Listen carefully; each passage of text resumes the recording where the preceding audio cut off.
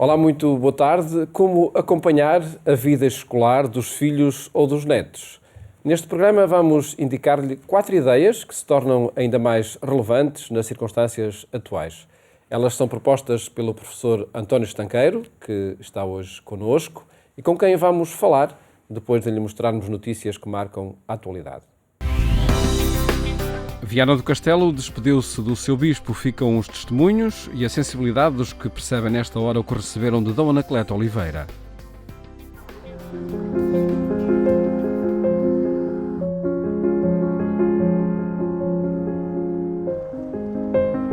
A Diocese de Viana do Castelo despediu-se do seu bispo no ano em que Dom Anacleto Oliveira completava o seu 10º aniversário como guia espiritual desta Diocese do Minho. Do seu pontificado fica uma diocese diferente e os testemunhos dos que com ele conviveram como pastor.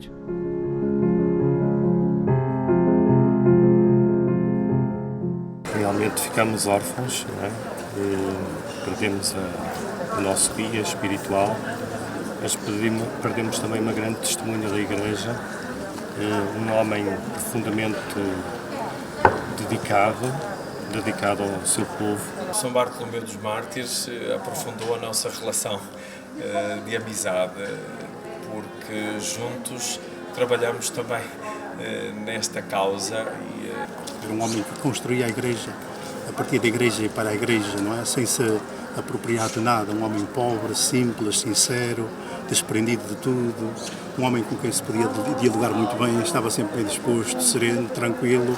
O Papa Francisco deixou também uma mensagem à Diocese, lida pelo Núncio Apostólico. Enquanto exorta a sua comunidade diocesana a seguir o rastro evangélico por ele pisado, sabendo que não caminha sozinho, mas com Cristo seu Senhor, o Papa Francisco, como sinal de sincera participação no sofrimento comum, concede aos fiéis em luto pelo bispo defunto e a quantos participam na celebração das exéquias uma confortadora bênção apostólica. Ordenado sacerdote na Diocese de Leiria Fátima em 1970, Dom Anacleto Oliveira estudou Sagrada Escritura em Roma e na Alemanha, onde foi capelão de uma comunidade portuguesa durante 10 anos. Em 2005, foi nomeado Bispo Auxiliar de Lisboa. 5 anos depois, foi enviado para Viana do Castelo como o 4º bispo da Diocese criada pelo Papa Paulo VI.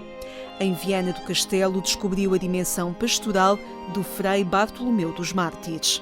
Muitas das dificuldades que nós hoje temos, passe a diferença de sociedade e de tempo, muitas dificuldades que nós hoje temos foram aquelas que Bartolomeu dos Mártires enfrentou.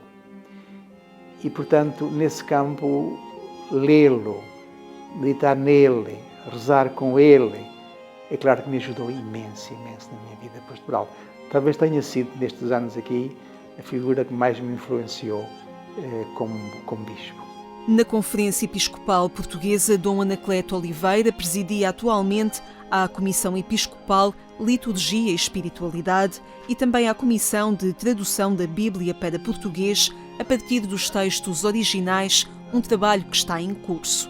Este verão, Dom Anacleto Oliveira assinalou no dia 14 de agosto os 10 anos de Bispo de Viana do Castelo e 50 anos de ordenação sacerdotal.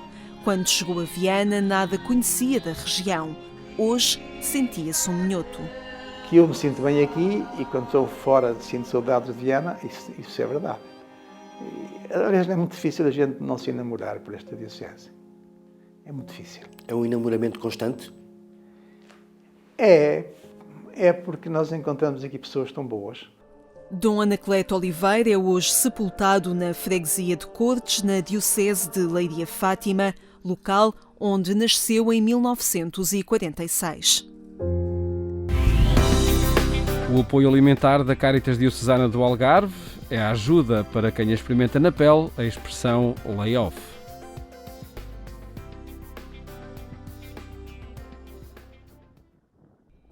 No aeroporto de Faro, o movimento é residual. os aviões são raros e quase imóveis. Ainda assim, as imagens reportam aos dias em que a reabertura da ponte aérea com o Reino Unido permitiu um pequeno fôlego à região. Ali perto, Faro já sente bem fundo as consequências do sossego no seu aeroporto internacional.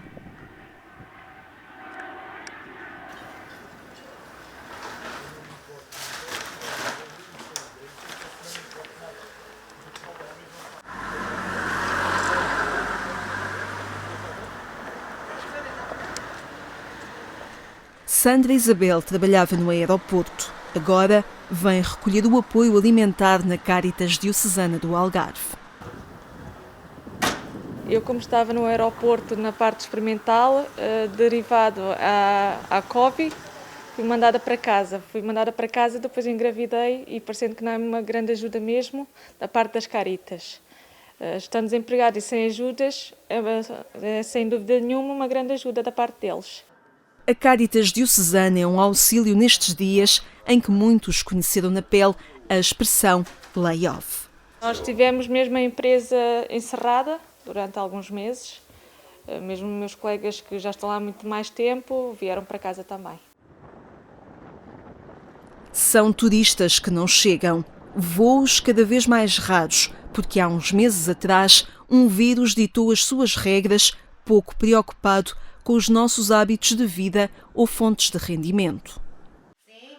Felisbela Raposinho também sofre as consequências da nova ordem dos dias. Técnica de limpeza viu as portas a fechar.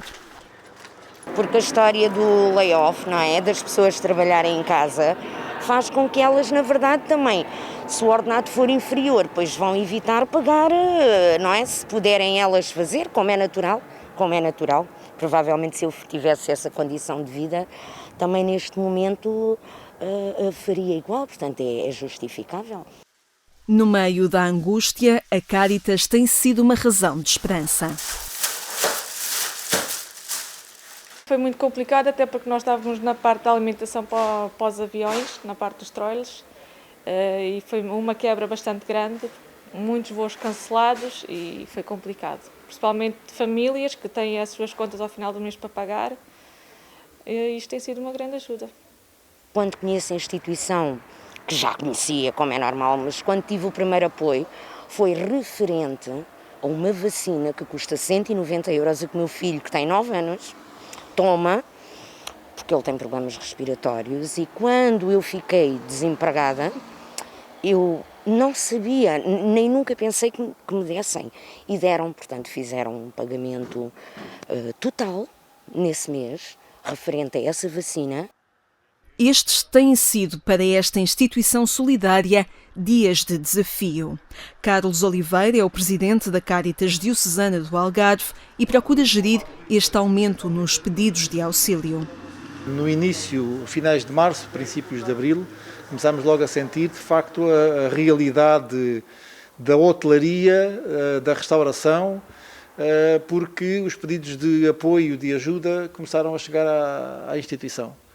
E, como sabe, o Algarve é uma zona de sazonalidade e, portanto, essa circunstância fez com que muitas das pessoas que estão ao serviço destas duas atividades ficassem ou na situação de layoff ou na situação de desemprego e, portanto, havia que dar a resposta.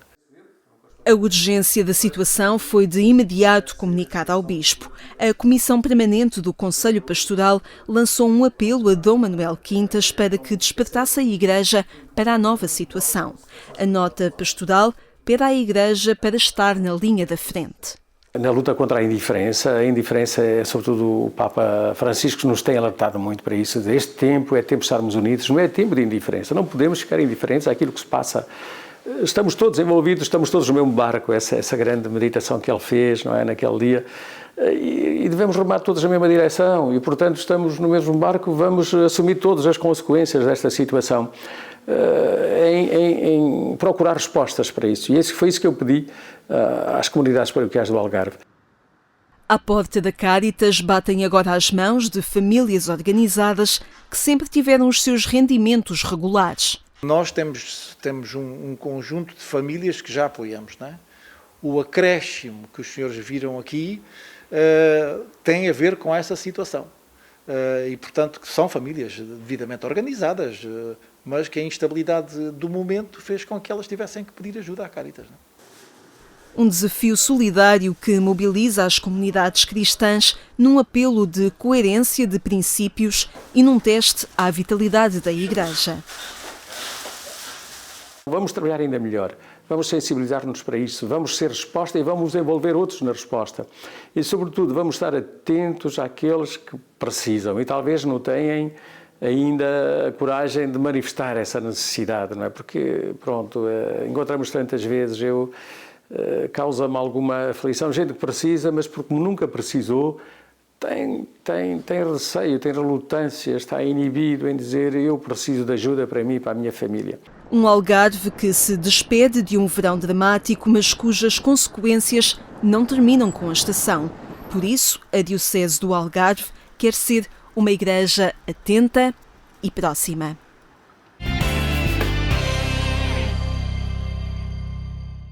Acompanhe estas e outras notícias em agência.eclesia.pt.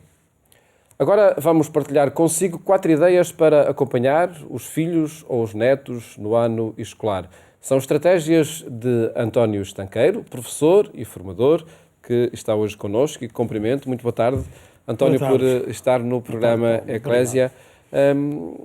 4 ideias bastam para saber acompanhar os filhos ao longo do ano escolar? É evidente que uma ideia basta. Amém. Amém. Amar. Sim. Acompanhar. Às vezes um verbo chega.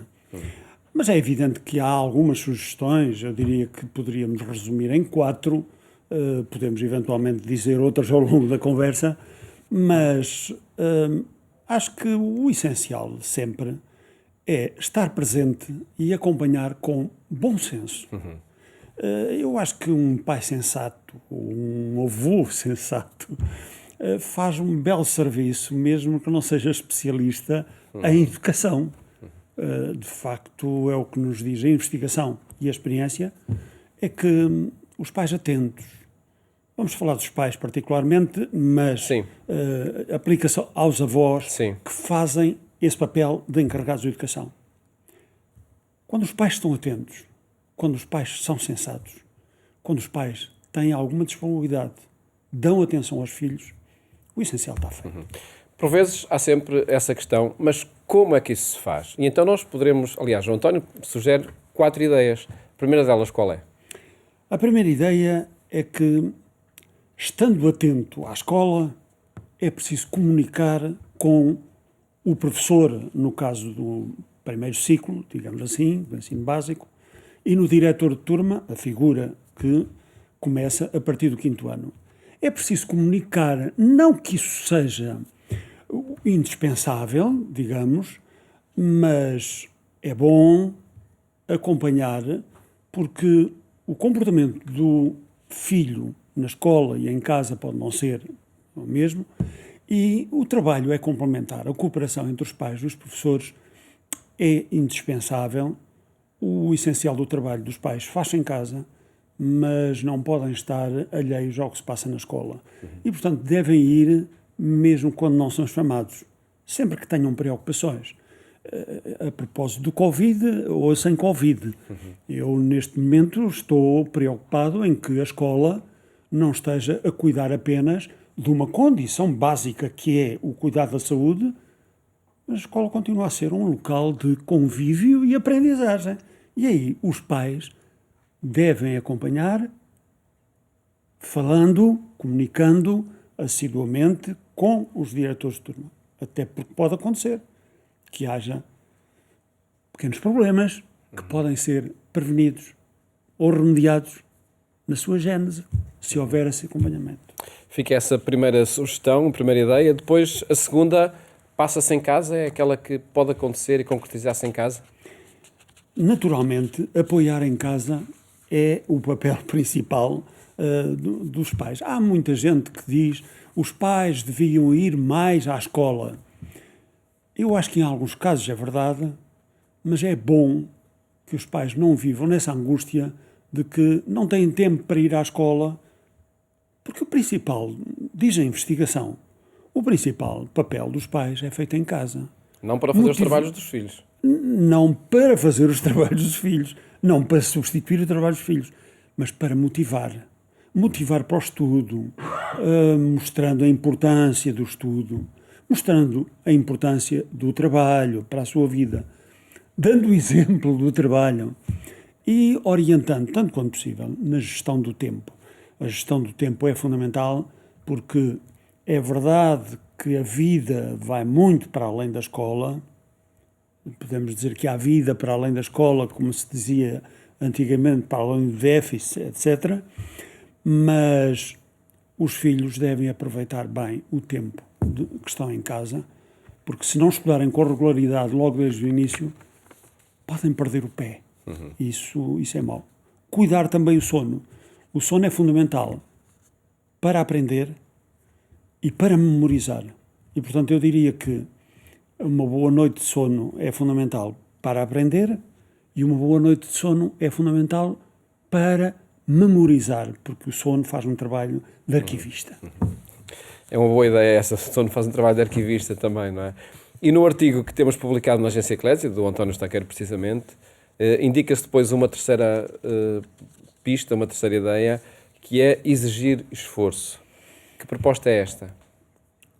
Toda a gente sabe, vale a pena pensar, porque nós de vez em quando pensamos muito nas pessoas que têm sucesso, pensamos nos atletas olímpicos e nós vemos que, habitualmente, o sucesso depende, essencialmente, do esforço e não da sorte. Às vezes também depende de uns truques na escola, mas eu não vou vender aqui os truques e a batota que alguns podem fazer na escola.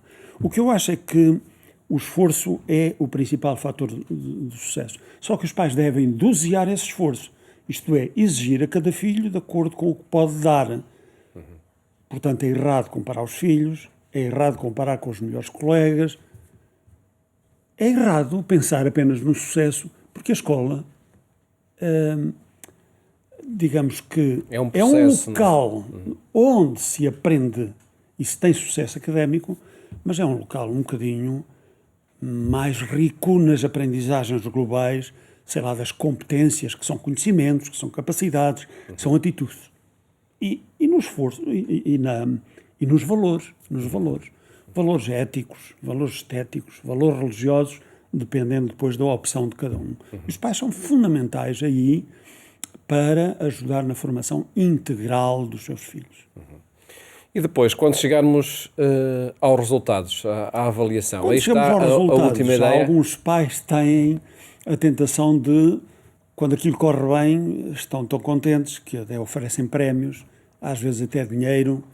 Eu, pessoalmente, acho que devem valorizar o esforço, mas guardar os prémios para outras ocasiões. Ou seja, levar o filho a associar uma boa nota a um prémio, acho que não é boa política. Não tenho tempo para explicar, mas não é boa ideia. Não é boa ideia. Portanto, eu acho que o essencial é elogiar o esforço, valorizar o esforço, mas o principal é, quando acontece um caso de insucesso, não perderem a cabeça com críticas, ou então apontarem logo críticas ao professor, ou então deixar que o filho se desculpe com coisas fáceis como não tive sorte, estava muito calor. Isto da instabilidade do Covid também não ajuda, a professora foi injusta. Não pode ser. Eu acho que os pais têm de refletir com os filhos sobre 3 chaves essenciais que só abrem por dentro, que são o esforço, o método e a motivação. E estas chaves estão na mão dos filhos. Os pais podem ajudar a manejar a chave, mas quem usa são os filhos. Portanto, precisamos de cuidado para isso. Portanto, 4 ideias que aqui foram apresentadas: comunicar com os diretores de turma, ajudar em casa, exigir esforço e saber reagir aos resultados. 4 ideias para acompanhar os filhos no ano escolar, que está a começar, muito marcado por medos, por causa da pandemia, e esta circunstância pode mudar tudo? Pode condicionar. Eu acho que já vi algumas notícias de escolas onde os miúdos começaram e os miúdos sentem-se condicionados e nesse sentido participarão menos na escola. Naturalmente os professores não podem propor atividades do mesmo modo, têm de ter outro cuidado para as atividades.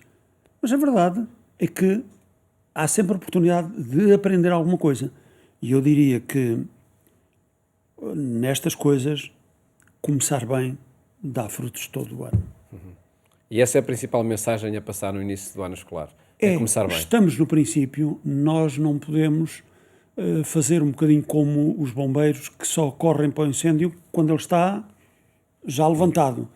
Eu acho que aqui um estudante não é um incêndio, não é um bombeiro a apagar incêndios. Tem de ser uma pessoa que previne, que trabalha regularmente com a ajuda dos pais e certamente com a ajuda dos professores.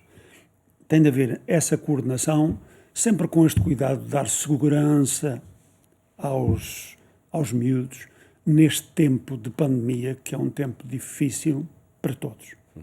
António Estanqueiro, ficam estas pistas para o ano escolar e muito obrigado por esta apresentação assim tão sintética, mas tão direta também para cada família. Muito obrigado e felicidades para o ano escolar que aí está a começar. Um bom ano para todos, é o que eu desejo. Muito obrigado. Mais logo, é na rádio que queremos fazer-lhe companhia, é na Antena 1, quando forem 22h45. Votos de uma ótima tarde e até amanhã, se Deus quiser.